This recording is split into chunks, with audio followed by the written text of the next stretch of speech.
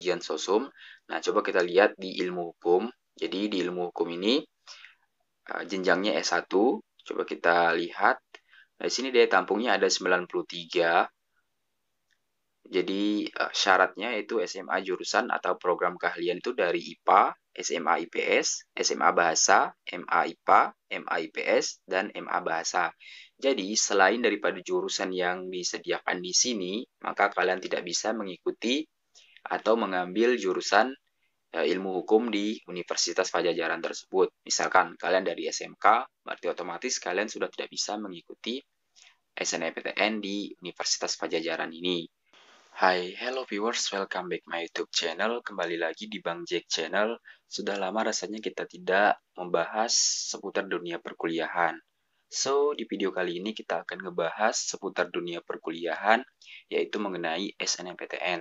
Nah, di video kali ini saya akan berbagi sedikit tips atau trik kepada teman-teman semua bagaimana cara untuk melihat atau mengetahui kuota atau daya tampung pada SNMPTN di tahun 2022 ini. Nah, di sini teman-teman juga dapat melihat apakah jurusan teman-teman ketika duduk di bangku sekolah, baik itu SMA ataupun SMK, mendukung teman-teman untuk mengambil jurusan di universitas nantinya. Karena jurusan di waktu sekolah ini sangat berpengaruh apabila teman-teman mengambil jurusan di universitas melalui jalur SNMPTN. Langsung saja kita akan lihat bagaimana caranya. Yang pertama, kalian harus buka dulu browser kalian, entah itu dari Chrome ataupun dari Mozilla. Di sini saya menggunakan Google Chrome, lalu ketikkan ltmpt.ac.id. Nah, setelah itu akan terbuka halaman resmi dari LTMPT. LTMPT itu adalah Lembaga Tes Masuk Perguruan Tinggi Negeri, yang dimana ketika kalian mengikuti SNMPTN, kalian harus terdaftar dulu di LTMPT ini. Nah, untuk dapat melihat kuota atau daya tampungnya, kalian klik yang daftar PTN dan Poltek. Jadi, di sini kalian tidak hanya dapat melihat perguruan tinggi negeri saja, akan tetapi di sini juga ada Politeknik Negeri atau Polnepnya. Nah, setelah kalian membuka di daftar PTN dan Panlok ini, maka kalian bisa melihat nama-nama dari universitas yang ada di Indonesia. Dan di sini juga terdapat nama Politeknik Negerinya. Nah, di sini kita akan melihat atau membuka Universitas Pajajaran. Nah, pada Universitas Pajajaran ini, di sini jumlah prodinya ada 58. Di sini juga ada kode dari jurusannya, nama jurusannya, jenjangnya, daya tampung pada tahun 2021, peminat pada tahun 2020. Nah, di sini kita menggunakan data pada tahun 2021, karena pada tahun 2022 ini belum dikeluarkan oleh LTMPT. Di sini kita ambil contoh pendidikan dokter. Jenjang S1 jenis Saintek, daya tampung ada 63. Nah, di sini yang perlu kalian ketahui bahwa syarat untuk mengambil pendidikan dokter ini adalah SMA jurusan atau program keahlian itu hanya dari SMA IPA, Madrasah IPA. Nah, jadi di luar daripada jurusan ini, kalian tidak bisa mengambil program studi kedokteran di Universitas Pajajaran ini. Karena di LTMPT ini sudah mengisyaratkan bahwa yang bisa mengambil hanyalah kalian yang lulus di jurusan ini. Nah, di sini juga ada sebaran datanya, yaitu 2016, 2017, 2018, dan 2020. Di sini ada jumlah peminatnya, daya tampungnya, dan presentasinya. Di sini dapat kalian analisis, dapat kalian lihat, jadikan patokan di tahun 2022 ini, saingan kalian ada berapa. Oke, jadi segitu.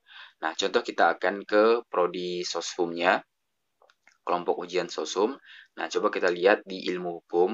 Jadi, di ilmu hukum ini, jenjangnya S1. Coba kita lihat.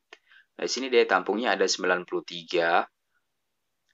Jadi syaratnya itu SMA jurusan atau program keahlian itu dari IPA, SMA IPS, SMA Bahasa, MA IPA, MA IPS, dan MA Bahasa. Jadi selain daripada jurusan yang disediakan di sini, maka kalian tidak bisa mengikuti atau mengambil jurusan ilmu hukum di Universitas Pajajaran tersebut. Misalkan kalian dari SMK, berarti otomatis kalian sudah tidak bisa mengikuti SNMPTN di Universitas Pajajaran ini. Nah, di sini juga dapat dilihat sebaran data peminatnya pada beberapa tahun terakhir. Kita ganti ke perguruan tinggi yang lain. Coba kita lihat di Universitas Tanjung Pura. Oke, nah ini dia Universitas Tanjung Pura. Universitas Tanjung Pura ini adalah universitas terbesar yang ada di Kalimantan Barat, Pontianak. Coba kita lihat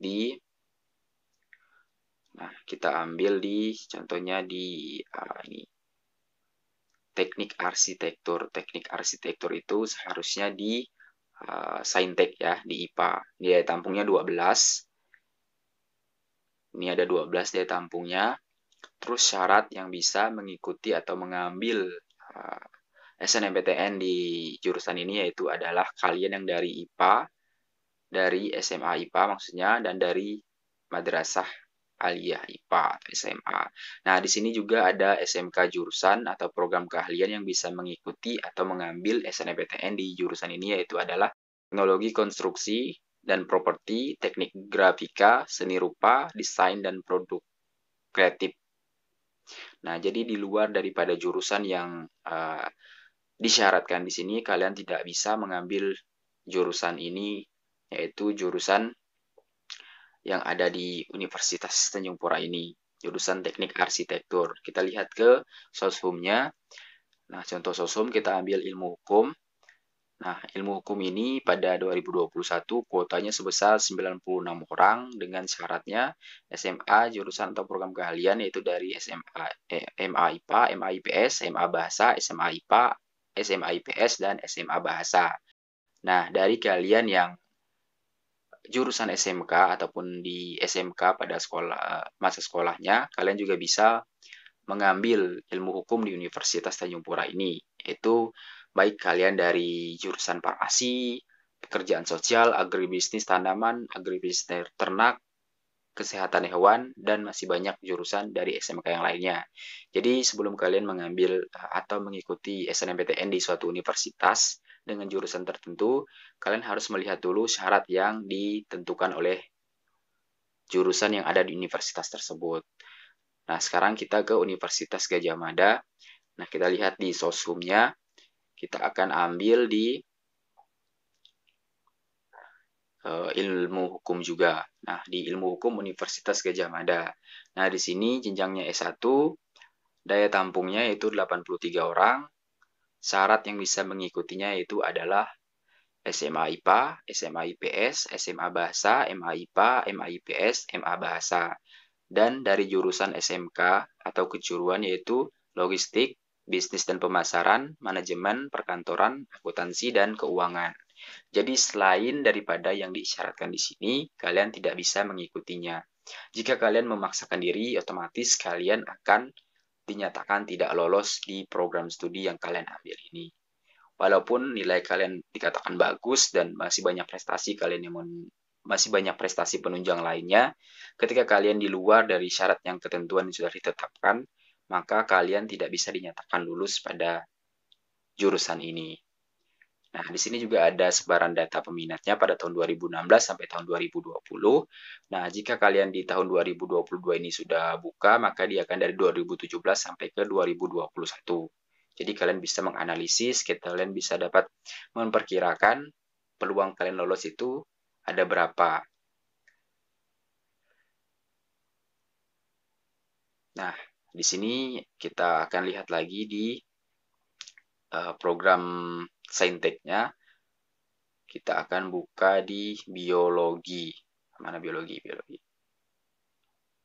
Oke, nah ini biologi. Sekarang kita lihat biologi Saintek, daya tampungnya 57 orang pada tahun 2021, syaratnya SMA IPA, MA IPA, dan tidak ada dari SMK kejuruan. Di sini yang bisa mengambil biologi di Universitas Gadjah Mada itu adalah kalian yang dari SMA IPA dan MA IPA. Selain daripada itu, kalian tidak boleh mengambilnya, karena otomatis kalian dinyatakan gugur.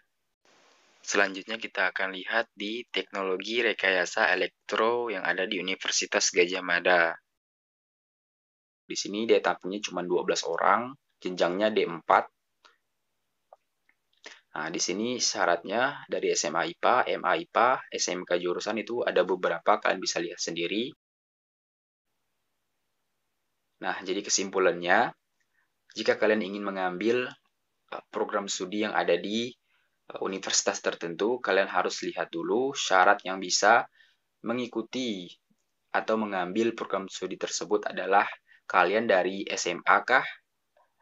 SMA itu dari IPS atau dari IPA? SMK jurusan itu jurusan apa? Apakah jurusan kalian itu masuk ke dalam kategori yang sudah ditentukan di jurusan yang ada di universitas tersebut?